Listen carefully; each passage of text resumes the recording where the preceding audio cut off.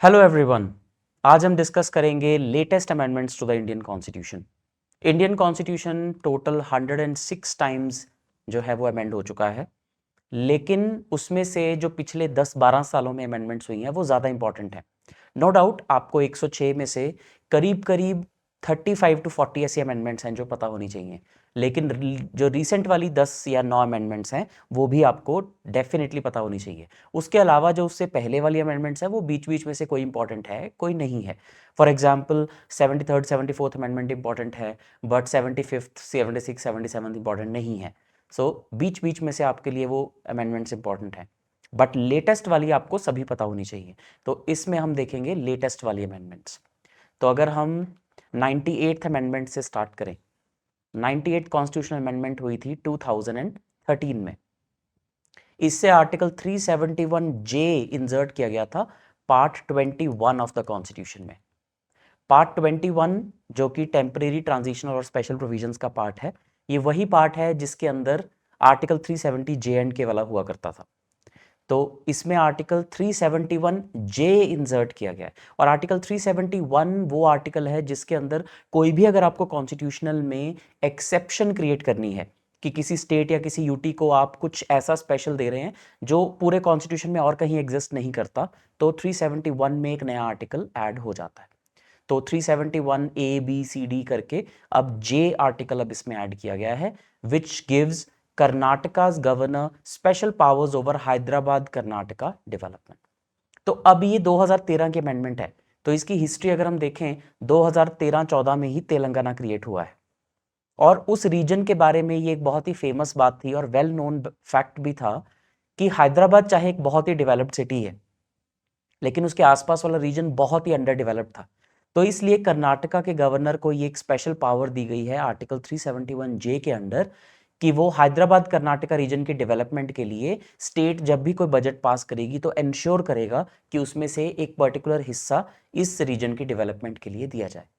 ये भी कुछ कुछ आर्टिकल 371 जैसा ही है, जिसमें गुजरात और महाराष्ट्र में विदर्भ और सौराष्ट्र डेवलपमेंट बोर्ड्स बनाए गए हैं, जिसमें गुजरात और महाराष्ट्र के गवर्नर्स को भी वो सिमिलर राइट्स दिए गए हैं कि जब भी उन स्टेट्स के बजट पास होंगे तो वो गवर्नर्स इंश्योर करेंगे कि उनका एक पर्टिकुलर हिस्सा इन डेवलपमेंट बोर्ड्स के लिए एलोकेट किया जाए।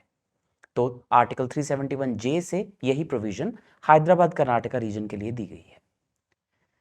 देन 99th अमेंडमेंट बहुत ही कंट्रोवर्शियल 2014 में हुई थी। इंडिया में जो हायर कोर्ट्स हैं, यानी कि हाई कोर्ट और सुप्रीम कोर्ट, इनमें जजेस की अपॉइंटमेंट और ट्रांसफर्स के लिए जो सिस्टम इंडिया में फॉलो किया जाता है उसे हम कहते हैं कोलेजियम सिस्टम। और कोलेजियम सिस्टम जो है ये जुडिशरी ने ही ले डाउन किया था फर्स्ट जजेस केस, सेकंड जजेस केस और थर्ड जजेस केस में। बेसिकली सेकंड जजेस केस में ले डाउन किया था, और थर्ड जजेस केस में उसमें उन्होंने कोलेजियम की स्ट्रेंथ बढ़ा दी थी। तो मोटा मोटा अगर मैं आपको बताऊं तो कोलेजियम में chief justice of India plus 4 senior most जजेस ऑफ सुप्रीम कोर्ट आते हैं, और ये डिसाइड करते हैं कि इंडिया के सारे हाई कोर्ट्स में जजेस जो एलिवेट होंगे वो कौन से होंगे, high court to high court transfers किनका होगा, और हाई कोर्ट से सुप्रीम कोर्ट में एलिवेशन किनकी होगी। तो यानी कि ऐसा सिस्टम जिसमें जजेस ही जजेस को डिसाइड कर रहे हैं और जिसमें लेजिस्लेचर और एग्जीक्यूटिव की कोई भी से नहीं है, ये सिर्फ इंडिया में एग्जिस्ट करता है। तो इस सिस्टम को रिफॉर्म करने के लिए principle of you can say separation of powers या चेक्स एंड बैलेंसेस को फर्दर करने के लिए सरकार लेके आई नेशनल जुडिशियल अपॉइंटमेंट्स कमीशन, यानी कि NJAC। इसमें जो बॉडी बननी थी उसमें प्राइम मिनिस्टर भी होते, लॉ मिनिस्टर भी होते, लीडर ऑफ ऑपोजिशन भी होते, लॉ मिनिस्टर भी होते, और एक एमिनेंट ज्यूरिस्ट भी होते। यानी कि सिर्फ जजेस की प्राइमेसी को हटा के इसमें सारे ऑर्गन्स की रिप्रेजेंटेशन दी जाती। लेकिन जैसे ही अमेंडमेंट पास हुई 2014 में, उसके अगले ही महीने सुप्रीम कोर्ट ने इसका सुओ मोटो कॉग्निजेंस लिया और बोल दिया कि भाई ये तो इंडिपेंडेंस ऑफ जुडिशरी के बेसिक स्ट्रक्चर के खिलाफ जाता है, इसलिए ये अमेंडमेंट हम स्ट्राइक डाउन करते हैं। तो इस वजह से जुडिशरी का बहुत क्रिटिसिज्म भी होता है कि भाई जुडिशरी में इतना नेपोटिज्म देखा गया था, इस वजह से ये अमेंडमेंट आई थी।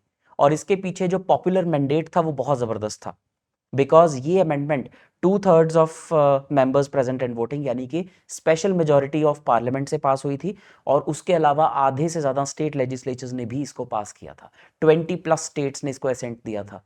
तब कहीं ये जाके पास हुई थी, लेकिन जुडिशरी ने एक ही झटके में इसे स्ट्राइक डाउन कर दिया, keeping their privilege to themselves.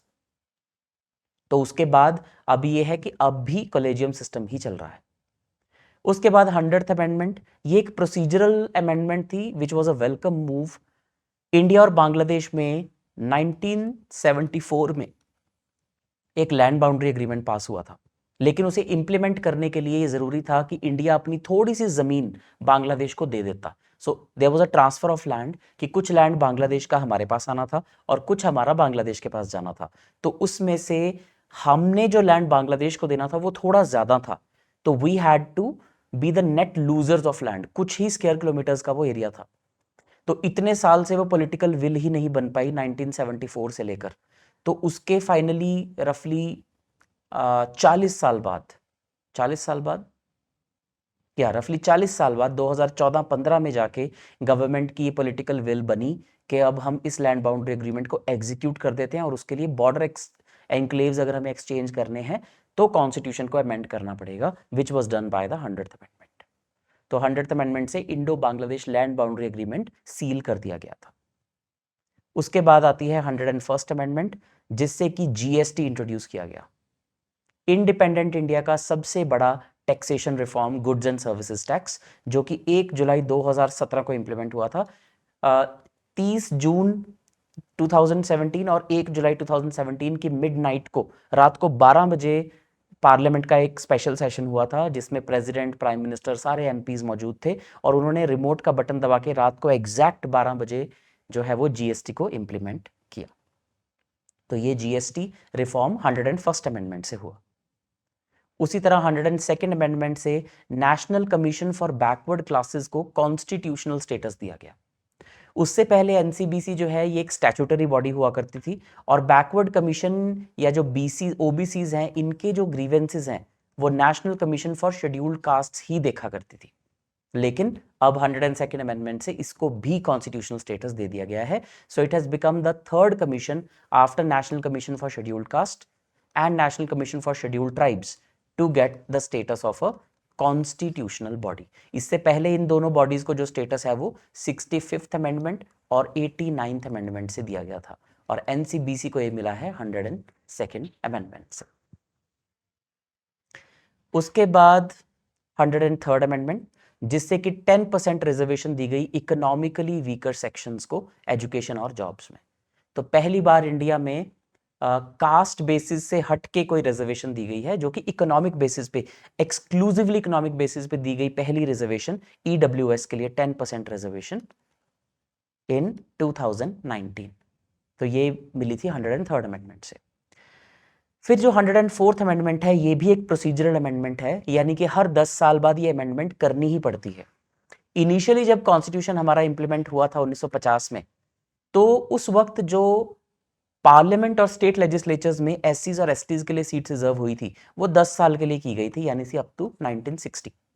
लेकिन उसके हर 10 साल बाद और 10 साल के लिए आगे आगे बढ़ाया जाता रहा है, और वैसे ही 2020 में इसे 2030 तक के लिए एक्सटेंड किया गया। उसके बाद आती है 105th अमेंडमेंट, जिसने कि स्टेट्स के पास वो पावर रिस्टोर कर दी है कि वो अपने ओबीसी लिस्ट को इंडिपेंडेंटली वेरीफाई कर सके। बेसिकली ये एक मराठा रिजर्वेशन केस हुआ था ओबीसी के लिए, जिसके बाद ये कंफ्यूजन हुई थी कि क्या स्टेट्स अपनी अलग से ओबीसी लिस्ट या एसईबीसी लिस्ट बना सकती हैं। तो सेंटर ने ये क्लियर कर दिया ये अमेंडमेंट करके कि हाँ जी, हम आपकी पावर रिस्टोर करते हैं, you can identify your own OBCs, centre की ओबीसी लिस्ट अलग होगी, स्टेट्स की अलग होगी। और फाइनली 106th अमेंडमेंट काफी इंपॉर्टेंट 2023 में हुई थी, जिसमें विमेन को लोकसभा और स्टेट लेजिस्लेटिव असेंबलीज में 1/3 सीट्स रिजर्व करने का प्रोविजन है। इसका नाम था नारी शक्ति वंदन अधिनियम, यानी कि women's reservation in the parliament and the state legislatures. लेकिन ये अभी इंप्लीमेंट नहीं हुई है। 1/3 सीट्स रिजर्व होंगी, लेकिन वो इंप्लीमेंट होने के लिए दो कंडीशंस हैं। पहला कि लेटेस्ट सेंसस हो चुका होना चाहिए इसके बाद, और दूसरा कि डीलिमिटेशन हो चुकी होनी चाहिए। तो तो ये दोनों प्रोसेसेस अभी अंडरवे हैं। डिलिमिटेशन तो अभी नहीं हो रही है, सेंसस अभी अंडरवे है और इसका रिजल्ट 2027 के फर्स्ट हाफ में हमें देखने को मिलेगा। और इन द मीन टाइम ये भी एक डिस्कशन चल रही है कि पार्लियामेंट की सीट्स और स्टेट लेजिस्लेचर की सीट्स को ओवरऑल बढ़ाया जा सकता है या नहीं, बिकॉज जो 2001 में 25 साल के लिए एक फ्रीज लगाया गया था डिलिमिटेशन के ऊपर कि ओवरऑल नंबर ऑफ सीट्स को बढ़ाया नहीं जाएगा, वो फ्रीज इस साल खत्म हो रहा है। तो या तो पार्लियामेंट को वो फ्रीज आगे बढ़ाना पड़ेगा एक और कॉन्स्टिट्यूशन अमेंडमेंट पास करके, या फिर उन्हें ओवरऑल पार्लियामेंट की सीट्स ही बढ़ा देनी पड़ेंगी। But then they are facing the opposition from southern states, जिनको लग रहा है और सही लग रहा है कि पॉपुलेशन प्रोपोर्शन में साउथ की स्टेट्स पीछे रह गई हैं, तो उनकी सीट्स पार्लियामेंट में प्रोपोर्शनेटली कम ना हो जाएं, इसलिए दे आर अपोजिंग इट। तो government is trying to forge a consensus, और अगर वो हो जाता है तो फिर इस अमेंडमेंट के इम्प्लीमेंट होने का जो रास्ता है वो साफ हो जाएगा, and finally women will be able to get 1/3 reservation in the Indian legislature. तो ये इंपॉर्टेंट अमेंडमेंट्स जो पिछले 12-13 साल में हुई हैं, जो आपको पता होनी बहुत बहुत ज़रूरी है। That is all. Thank you and take care.